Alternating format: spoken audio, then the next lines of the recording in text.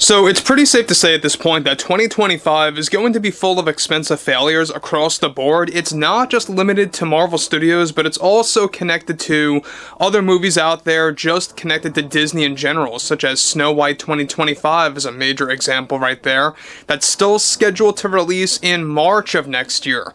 Now, focusing on Deadpool and Wolverine, we know that reshoots are going on right now, mainly for the third act, and a lot of victories given to Ryan Reynolds and director Shawn Levy, getting things done their way and preventing as much DEI elements getting spilled into the third act as much as possible is a big thumbs up there. But with everything, of course, going on right now with Deadpool and Wolverine, comes a lot of drama happening behind closed doors between themselves and the Disney heads, Bob Iger included. This is Mike Zero. Subscribe if you're new and like this video to see future updates. You can also follow me at Mike01. I thank you all so very much for the great and kind support. So, we all know that Deadpool and Wolverine is the one Marvel Universe movie releasing this year, and 2024 could very well be the year that Ryan Reynolds makes an example that if you actually stay away from any kind of agenda-driven nonsense, you can make a successful film. That's exactly why I congratulate Shawn Levy, Paul Wernick, Rhett Reese, Ryan Reynolds for really taking a stand against Disney of their own product, of their own movie, by the way, ironically, to show them exactly who's boss, to show them what works and what doesn't work. Now, focusing on Taylor Swift, there's a lot of things going on with her and her actual cameo or cameos in this movie, and what's really going on between herself and Ryan Reynolds, let's discuss.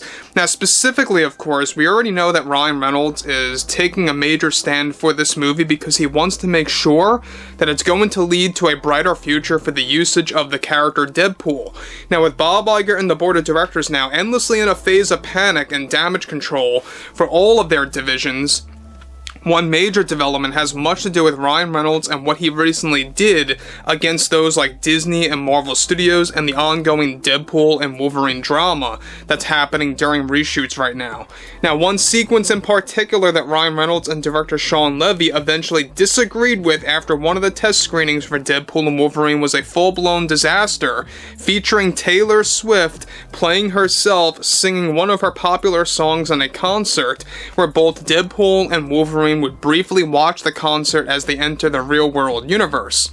This was a scene, as it turns out, that was forced by the Disney heads initially, and throughout production, Reynolds was in a constant battle to get the scene deleted, for various reasons. One major victory right now is that Reynolds recently convinced Disney and Marvel Studios to drop the entire scene after Reynolds and Taylor fell into creative differences over her character cameo. Now, Reynolds, of course, went up against Disney, and that Disney was overusing the appearances of Taylor Swift and wanting to keep her screen time down to a bare minimum in a move to not anger the Marvel fandom or to shift focus away from what's important during the third act of the film.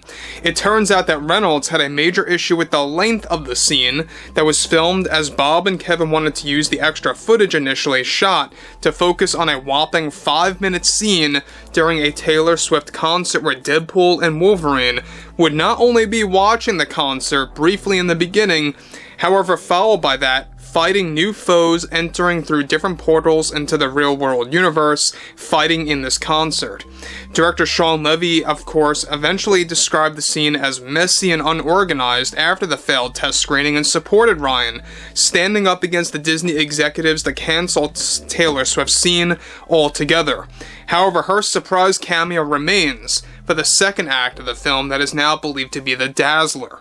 Now, though Ryan and Taylor are considered friends, creative differences did, in fact, between the two actually happened, and it did happen, of course, during the reshoots and after all these decisions were made by the Disney executives.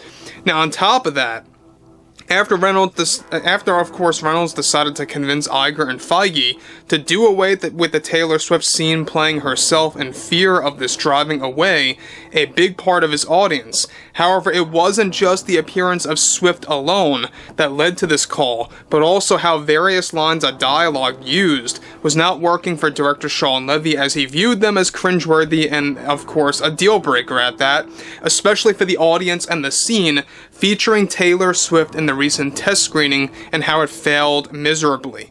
Now, the failed test screening is essentially what kickstarted Ryan's move to convince Disney to shoot down the scene altogether from, of course, remaining in the final cut.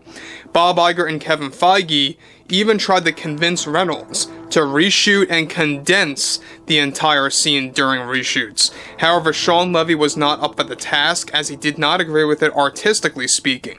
Now, Swift reportedly fell into aggressive arguments with the Disney heads after they made their final decision to delete her scene in a concert. Now guys, let me stop here quick before I move on. The fact that they were going to have multiple appearances of Taylor Swift in Deadpool and Wolverine, I think is just ludicrous to begin with. Nobody wants to have that overblown in a Marvel film. It just makes absolutely no sense to have Taylor Swift playing herself. Alright, now yes, I know that Ryan and Taylor know each other very well, and how this kind of created a bit of a rift between the two. But at the same exact time, she still has her surprise cameo scene to begin with. So basically, she was going to have her surprise cameo alongside her playing herself in a concert that eventually turns into an all-out battle during, of course, the concert was taking place. So you would have Deadpool and Wolverine fighting these foes, going through different portals to the real-world universe and kicking them back to different universes, protecting the real-world universe, essentially. So, I know some fans are very tired of the multiverse and the nature of the multiverse and how Disney is, yes, using this as a tool, basically, to insert any kind of cameo to kind of use as some form of fan service to really drive in the fans and to really kind of boost up the screen time of certain characters that we would have never thought to have seen in a Marvel film before, right? But look, we saw what happened in No Way Home. It worked. It actually was greatly entertaining, and if they can make it like that, or if not better, I think it's gonna work with the usage of the multiverse. But beyond Deadpool and Wolverine, I think that we have to call it quits with the multiverse. It's getting very tiresome at this point, and the fact that Disney is just using this as a way to kind of cater toward different agendas, by race swapping and gender swapping different popular X-Men characters. We talked about this before, what they plan to do with Secret Wars. We'll talk more about that later on in the week. But interestingly enough, on top of this has already sparked some level of grudge between Reynolds and Taylor that may or may not worsen over time of promoting the film ahead of its release.